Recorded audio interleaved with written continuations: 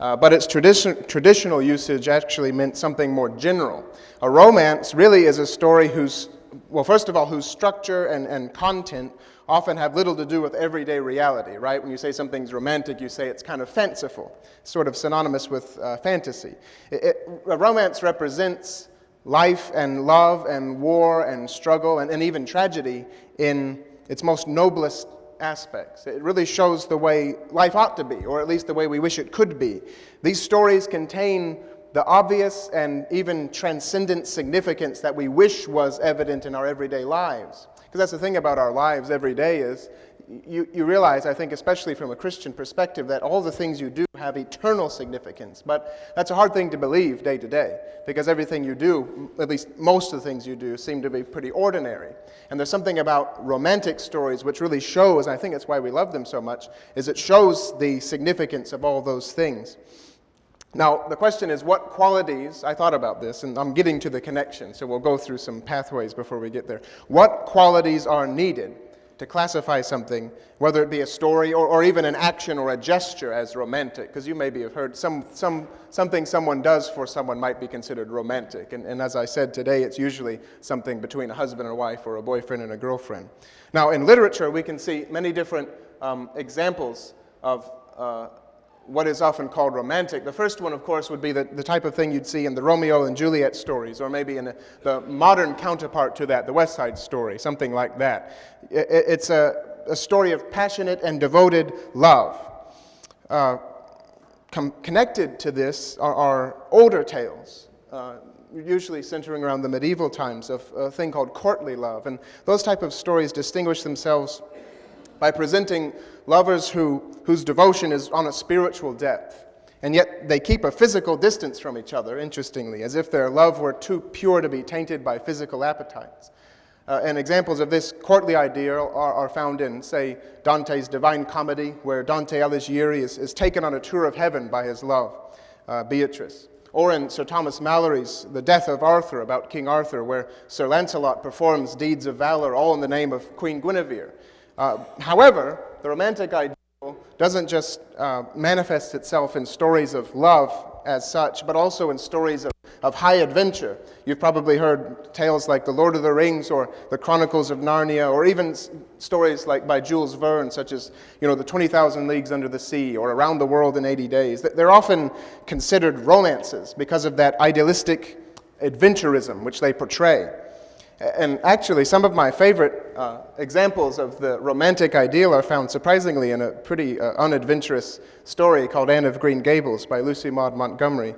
In that story, Anne is an orphan girl living in Canada, and in Victorian-era Canada. And although she lives a pretty domestic and ordinary life, she's portrayed as a very hopeless romantic, and she constantly sees the beauty and the tragedy and the nobility of everyday life. And there's this scene when Anne confesses that she had forgot to put a cover over the pudding sauce, and so a mouse drowned in it. And despite the awkwardness of the situation, she couldn't help but reflect, I suppose it would be a very romantic way to die for a mouse. But one other example of this romantic ideal is one that has always puzzled me. It's when I started thinking about this. It's found in certain tales of medieval knights, usually the King Arthur stories. And often in these tales, what will happen is a commoner will ask a knight to grant them a boon. Now, a boon is a binding promise. You will grant whatever favor may be asked of you, even though you don't yet know what it is. So it's a promise in advance. Now, of course, on the surface level, I always thought this seems like a pretty stupid thing to do. If you remember, Herod actually did a similar thing in the Gospel of Matthew when he was so pleased by the dancing of Herodias' daughter that he promised her anything up to half the kingdom. That's basically the same thing. Of course, I would have asked for half the kingdom. This lady asked for the head of John the Baptist, and we know that Herod really regretted making the promise, as I'm sure many of us would regret making a similar promise to some of our loved ones. But in tales of romance, that's exactly what you see these knights doing again and again, is they're making these promises even before they know what's going to be asked of them. And I thought it's really strange, but it seemed like such a normal thing for a knight. It's like something that was expected for powerful and noble people to do. Now this and other aspects of romantic tales were really a great mystery to me until I realized what it is that lies behind them. What is the one essential quality which makes all of these stories and actions what they are, and to be labeled as such, romantic. It's not the actions themselves, because there are a lot of different types of things that would be considered as such. They differ from each other in degree and in kind. But there's a quality which lies behind each of them, and I think that is what distinguishes them from other types of stories, and which gives them a significance in our minds that other tales don't have. And I think that quality is devotion. Irrevocable, final, even tragic.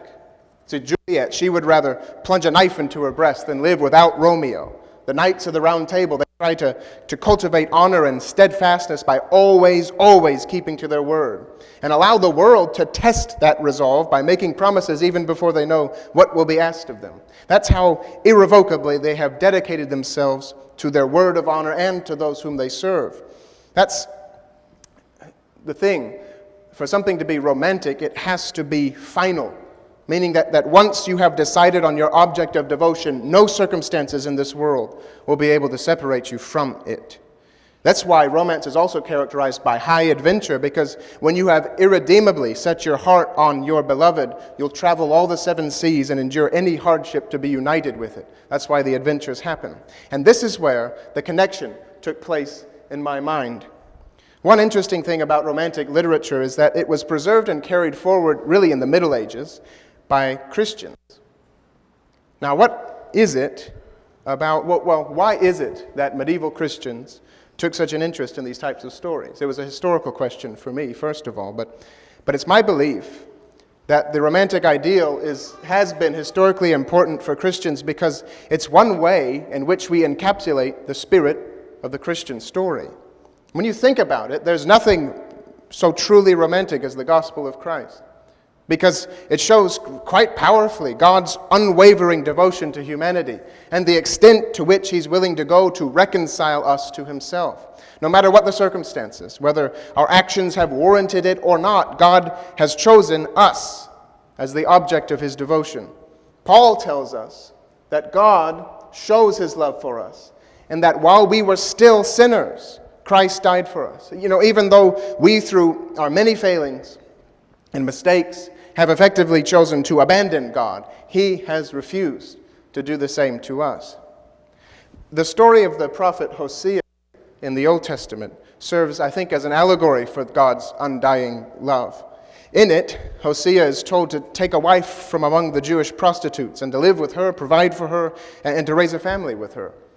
Now, eventually, Hosea's wife falls back into her old ways and becomes a prostitute once again. However, instead of leaving her to the streets, Hosea takes her back, and he refuses to give up on their marriage.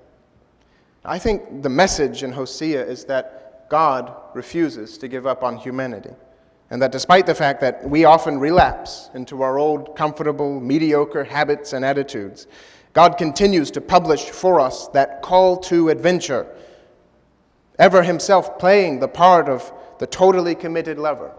And I think this is the real basis for the Christian idea of hope, that no matter what happens, so long as we continue to heed the call, he will always be there to welcome us back and to guide us onward. In fact, he persistently connives and schemes to win our hearts over to him again and again. So truly may we be convinced, along with Paul, that neither death nor life, nor angels, nor rulers, nor things present, nor things to come, nor powers, nor height, nor depth, nor anything else in all creation will be able to separate us from the love of God in Christ Jesus our Lord. Now, who knew that the idea of romance could have such a profound implication? But really, this makes everything, even our ordinary, everyday lives, truly significant. When you give your wife some flowers, you're demonstrating your devotion to your marriage and your spouse. And when you do that, what you're doing is something far more significant. You're taking some small part in the loyal and devoted nature of God himself. You're being like him in some small way. When you go beyond expectations and you do well in school or do well at work, when you drop what you're doing to spend time with your children, when you sacrifice comfort and energy of your community or your church or your country, you're letting the image of God shine forth from inside of you. When you let your heart be touched by the beauty and the tragedy of the world, when you let that move you, when you don't stay hard against it, you're really participating with God in His deep, even sometimes painful love. And so I think one mark of a healthy Christian mind is that it can be touched by the romantic. Now, in light of this revelation, it's somewhat concerning to me that romanticism has actually been on the decline since the Middle Ages. As a literary genre, it had a brief resurrection in the 19th century, but since then it's really lost its popularity in the wake of what has been called truth in literature, or more realistic stories. As far as I can tell, it seems like they're much more cynical stories to me. In fact, it's really only in the rise of film that romance has made any sort of resurgence at all. But largely in our culture, romanticism has been replaced by a more cynical, materialistic attitude toward life and the world. Romance might be given lip service, but really under that surface is a much darker reality. And nowhere is this more evident than in the area of love and relationships. I mean, the outward signs of romanticism are often there, but underneath it is an obvious reluctance to really commit and to be truly loyal, which, as we've seen, is the true substance of romance. So that the national divorce rate alone, I think, is evidence enough of this problem. And so also are the general norms for relationships in our society. Having understood what romance is, one could hardly apply that term to the casual relationships and open marriages and one-night stands so common today. Laura has a friend, a woman that she knows who, in some women's group, who says she's no longer physically attracted to her husband. And so what she did, and this is actually somewhat common, I have been surprised to find, is basically made a deal with her husband that she could seek sexual fulfillment elsewhere, as long as they say no feelings get involved.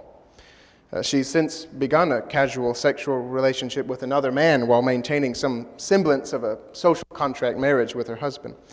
Now, this woman has received a lot of encouragement from her friends for this decision. After all, she is following to the conclusion the philosophy of our age. Our society claims that you must pursue all that ignites your fancy, and that you must not let your family responsibilities keep you from living your own life, right? And the underlying assumption to this claim seems to be that one shouldn't be beholden to any one person or group of people, or by extension to any one identity, but that the whole world should essentially serve as your playground, and that you may do as you please on it. That really a single-minded devotion to one thing will cause you to miss out on enjoying so many other things, right? And this is really the definition of worldliness. To forgo loving specific things, such as one woman, one country, one God, and rather to love things in general, such as the idea of women and whatever guise that idea might present to your senses, or the idea of the whole world instead of specific people and places and causes within it, as well as a vague spirituality as opposed to a specific set of beliefs. This is really the counter-ideal to romanticism. And it's evident in our constant roaming from relationship to relationship that you see all around you. And it's received loud and frequent approval from the public. But I don't really think that that's what we really want for our lives. I don't think that's what we really think to be ideal. And if you look at the stories that we admire most, that's not the ideal that you'll generally find in them. Take, for example, The Notebook. It's probably a movie you've heard about before. It's really one of the popular movies of the last 20 years, at least among women. And, of course, I like it too. It's actually quite good. The Notebook tells the story of an old man whose wife lives in a nursing home, suffering from dementia, and doesn't remember the life that they had together. Now, the man wrote down their love story in a notebook, and he moved into the nursing home himself, that he might read it to her, and in order to kind of help her remember all that they had been through and shared together. Now, near the end of the film, it becomes apparent that he's been there a long time, and he's read through the book several times, and his children come to visit. They're grown, he's got grandchildren, and he doesn't need to be at the nursing home. He's there for her, and they implore him to give up what he's trying to do and just come home and live with them. But he refuses. He stays with her and tries to get her to remember all that they shared, and he stays there until one night a nurse finds that they had both passed away together at the same time. And That's the type of tale that truly touches our hearts. We might say, go do whatever you want to. It doesn't matter who you're with. Move from relationship to relationship if that's what really, pleases you. That's not what we think. That's not the types of stories we think are just so wonderful. We look at things like this. Even non-Christians look at stuff like this and say, I wish that I had someone that loved me that much. And I think we gravitate towards these kinds of stories because deep down we know that they contain profound truths that in our heart of hearts we cannot help but believe. That devotion ought not to be the result of a criticism. Now pay attention to that idea. Devotion ought not to be the result of a criticism, whether it's a good one or a bad one. Whether she fulfills me or not. Whether I always feel attracted to this person or this church or this country or this cause. But that we ought to love something for its own sake. Just as Christ loved us for our own sake. This is why Jesus tells us, sorry, I forgot that picture, and that one. As I have loved you, so you are to love one another. How did he love us? Did he love us because we were so wonderful? He loved us sometimes in spite of what we actually were. He loved us because we are his. He made us. And no matter how far away we've drifted from him, he decided to love us. And he tells us to love each other, regardless of merit or lack of merit. I was recently asked why I love America. And I think to ask that question is really the same type of question as, why do you love, to ask why do you love your country is the same thing to me as to ask why do you love your spouse? Or why do you love your children? Why do you love your friends? Why do you love the things that you're involved in? All those things that form your identity and you say you love, why do you love those? Because really, if you look around at all of those things, every one of them, you'll find a lot of problems. So the question is, why do you love them? So I don't love my country or my wife or my children, especially not my children, because of any merits they have. I love them because they're mine. My loyalty is unreasoning. It goes beyond reasons. It starts before reasons do. It is the reason for everything else. It's a supernatural loyalty. It allows me both to serve and to change what needs changing, but all within the framework of love and loyalty. I can't base love for my wife on how I happen to feel about her in the given moment, because feelings, they come and they go. I must not. Nor can I base my love on her merits, because the fact is everybody needs improvement. I have to seek to improve those things that I love, certainly, but if I don't start with loving them first, unconditionally, then there's nothing I can do to change them. And I think that's the problem of what I might call universalism, the problem of worldliness. It's the idea that you can love everything and nothing as much as anything else, or nothing more than anything else. I don't think we're capable of doing that. We're not capable of loving everything in general or in principle. To love all things and nothing above anything else is really to love nothing at all. And to love nothing is to be nothing. Real devotion must have an object. And objects exist in opposition to other objects. That's the nature of things. So devotion actually shows itself on a hierarchy. When an object of devotion is chosen, it excludes all other objects. A wife as an object of love, it excludes all other women. A family as to provide and care for excludes all other families. The devotion of the soul to God excludes all other gods.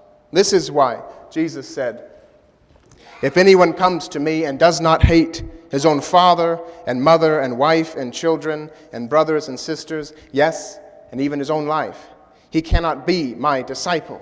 To set your heart on something is to set it against everything else. Remember what James said, friendship with the world is enmity with God. And so the moment you love anything, the world becomes your foe. Look at that verse again, though. Friendship with the world is enmity with God. We're really given two choices, logos or cosmos, the word or the world. The latter, the world, is really such an encompassing concept that it can hardly mean anything. The former is so specific that it can only mean one thing. The word is that which discriminates. Words define In essence, it causes things to be. That's why Jesus, the second person of the Godhead, is referred to as the Word. It's that which created all things and defined them and brought them into being. But the world is the formless void which serves but to erase what is. A friend of mine once told me, in referring to the postmodern breakdown of local and national loyalties, that said, nowadays it's a very universalized world. Well, the world has always been universal. But I, to be anything, must not be. You see, I'm defined by what it is I love. But each man must ask for himself, what is it that I love? Have I given myself over to love? Perhaps I find that I haven't been irrevocably devoted to my family or my spouse or my friends or my community or my God. Now, for whoever that is the case, we need to let that person know he's nothing. Now, I know the world tells you not to care, and especially not to seem to care. But the Word, who cares for you more than you could possibly imagine, wants you to love boldly, to live heroically for what you love, and to care deeply about the people and the causes that come into your life. You must decide who you are and what your values will be, and you must follow them no matter the cost. Because that's the only noble way to live. Now, that doesn't mean what you love will never need changing. The family, the church, and the state, they all have many maladies and diseases. And love is anything but blind to them. But if we're to serve as healers, we must do so from devotion, not from disdain. For disdain will merely destroy what is diseased, while devotion will seek to heal it. But, O physician, heal thyself. Because if our current trends of cynicism and worldliness continue, what will be the fate of man? Now, each person has to answer that for himself. But take comfort, because in the church is offered for you a community devoted to the Word of God, our Lord Jesus Christ. And together in the work He started, we're seeking to fulfill our task in the world, to draw order out of chaos, light out of darkness, something out of nothing, and to show the soul of man that which is truly worthy of final, irrevocable devotion. And so I implore all of us to answer that call to adventure, the call to the adventure of life, to love truly. Because if you don't have love, you don't have anything. If you have a need, then come forward now as we stand and as we sing.